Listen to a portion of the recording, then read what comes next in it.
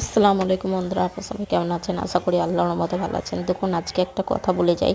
স্ত্রীকে চেনা যায় স্বামীর দারিদ্রতায়, আর স্বামীকে চেনা যায় স্ত্রীর অসুস্থতায়। তাই স্বামীর দারিদ্রতা হলে আমরা স্ত্রীরা কখনোই স্বামীকে অবহেলা করবো না।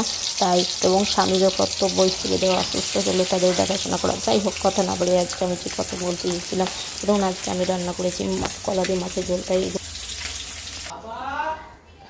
এগুলোকে আমি আগে লবণ হলুদ মাখিয়ে রেখেছিলাম। এরপরেতে আমি ভাজা হয়ে গেছে। এরপর আমি কলাগুলো আমি এরকম ভেজে নিয়েছি, লাল লাল করে কলাগুলো ভাজা হয়ে গেছে। এবং ওই যে মাছের তেল রয়ে গিয়েছিলো, ওই তেলের মধ্যে পেঁয়াজ লঙ্কা কুচি আদা রসুন পেস্ট লবণ জল হলুদগুলো সব কিছু দিয়ে রেখেছি।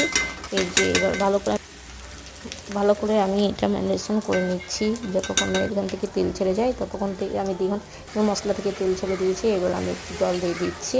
জল দেওয়ার পর এইটা ফুটে দিচ্ছি এবং কলাগুলো দিয়ে দিচ্ছি। তারপরে এগুলো আমি মাছগুলো দিয়ে দিচ্ছি। অবশ্যই বন্ধুরা, আমার এই ভিডিওটা ভালো লাগলে অবশ্যই আপনারা লাইক কমেন্ট এবং শেয়ার করবেন এবং সাবস্ক্রাইব করবেন। আপনাদের একটা কমেন্ট আমাকে আরও নতুন ভিডিও দিতে উৎসাহ করবে। প্লিজ বন্ধুরা সাপোর্ট করবেন। আসসালামু আলাইকুম, আল্লাহ হাফিজ।